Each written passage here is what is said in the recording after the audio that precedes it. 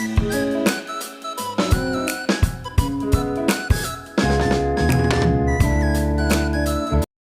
morning. So, meron tayong PCX 160. Ang senaryo nito mga sir, puro redondo lang. So, puro redondo lang siya. Then, pag susi mo, walang lumalabas na fuel dito sa kanyang fuel hose galing sa kanyang fuel pump. Then, tinanggal ko yung hose ng fuel pump sa mismong and wala pa rin nalabas. So, yun yung i-check natin kung bakit hindi lumalabas yung fuel at hindi nagpa-function yung fuel pump ng PCX 160 na to. Let's go. So ayun, duda natin sira yung fuel pump kasi meron naman siyang compression, meron naman siyang kuryente sa kanyang high tension wire. Ito na lang, titignan natin. So ayun, nabaklas ko na yung kanyang fuel pump AC. Dito sa kanyang fuel pump motor, paano nga ba natin matitest yung fuel pump motor kung gumagana? So dito, hindi naman kayo malilito dahil meron siyang indicator. Meron siyang sign, negative, positive. So ang gagawin nyo, itatap nyo lang siya sa battery. Then pag gumalaw o di kaya pag nag-vibrate, ibig sabihin gumagana. Pero pag hindi naman, ibig sabihin patay po yung motor. Try natin. Kaya mataasan yun? Wait lang sila. Walang function. Ibig sabihin sira yung motor. Ayaw mag-pump, ayaw mag-vibrate.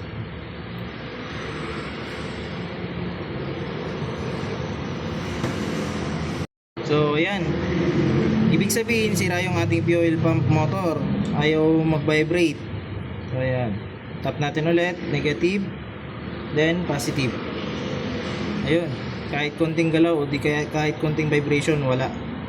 Ibig sabihin deads, patay po si motor. So replace tayo ng motor kasi okay pa naman yung kanyang fuel pump housing.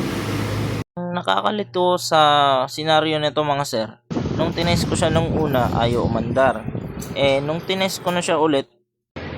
Okay, so meron tayong battery at fuel pump. So papaganahin natin yung fuel pump na yan. Gagawin natin yan, negative, positive lang to. So ang negative nya is yung yellow, positive yung green. So positive yung green, lagay natin sa positive. Then yung negative sa negative naman. So try natin kung yun, gumagana. So yun, pansin nyo, gumana siya. So ibig sabihin, nagloloko lang tong motor na to. So ayun, gumagana yung motor.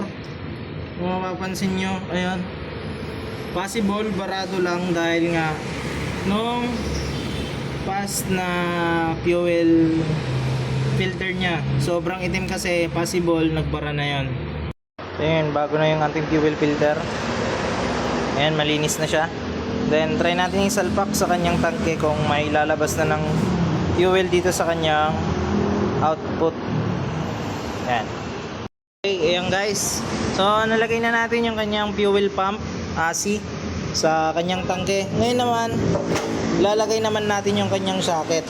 So yung socket nito guys, yan, isasalpak lang din naman na yan. Then i-check na natin kung may lalabas na na fuel dito sa may outlet. Ayan, papunta sa may injector. So pag gumana na, may lumabas na, ibig sabihin na-revive natin yung kanyang fuel pump motor. Okay, let's go. Okay, so the moment of truth guys. So unang susi on.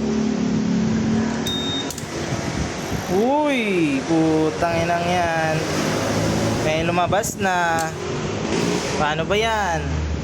Isa pa, pangalawang susi on. Putang inang lakas yan.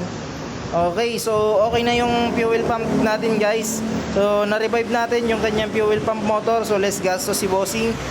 So ang unit nga pala natin, PCX 160. So all goods na. Gumana na yung ating fuel pump motor. Ibig sabihin, mapapaandar na rin natin siya. At mamaya, try natin paandarin tong unit na to. Let's go!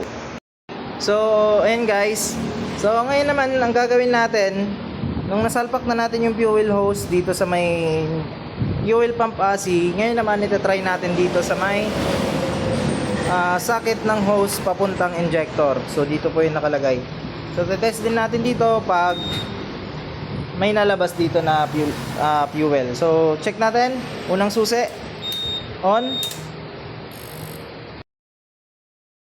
Dito nga ay nagduda na ako na naglolo ko yung kanyang fuel pump motor. Posibleng ang nangyayari, minsan gumagana, minsan naman ay hindi. Pangatlong susi. Wala. So, ayun guys, walang lumabas. Mukhang barado rin yata yung fuel hose na to ah. Pero subukan ulit natin. Okay. Isang susi pa. Susi. Ayaw. Ayaw cool. Bata pa cool. So try natin tanggalin yung fuel hose kung nabulwak pa. Ayan guys. So try natin isusi ulit. Nilagay natin ulit. Sinalpak natin ulit yung hose. Then susubukan naman natin dito sa dulo. So, first on. Ayun. So, ibig sabihin may lumalabas naman. Medyo malakas-lakas din naman siya. Try na natin itong paandarin mamaya. So, isa pa. On. Okay. So, meron. Isa pa. On. Okay. So, meron na siya guys. So, meron namang nalabas na fuel. So, try natin namang paandarin. Okay guys. Try natin. Kung andar. Ayan. Yung susi. Yes. Okay. Walang susi. Ayan. Ipapam. Pangatlo. Ayan. Malakas mo yung pump. Patay. So, try natin naman i-start. So, i-start natin. On. Ayan. Try natin. Kung andar. Let's go.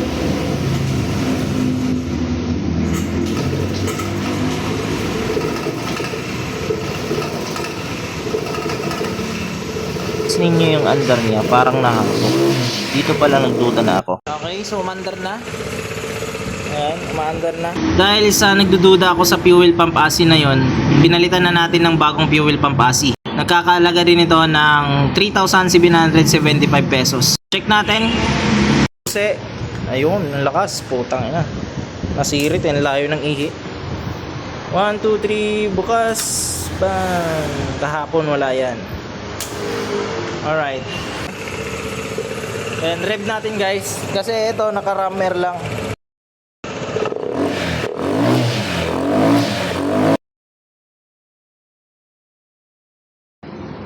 After nga natin mapagana yung motor, ay dinip clean na rin agad natin bago natin isasalpak yung kanyang mga cover. Medyo malinis na rin yung kanyang kaha.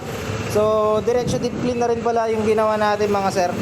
So kita nyo naman, hindi man perfectong linis, pero at least nabawasan po yung mga dumi. So yung idle, stable naman. Yan. Ayos na. Dahil dyan, bigyan natin ito ng kapirasong montad. Sequência de peixe, mas quero que aguente meu sentadão.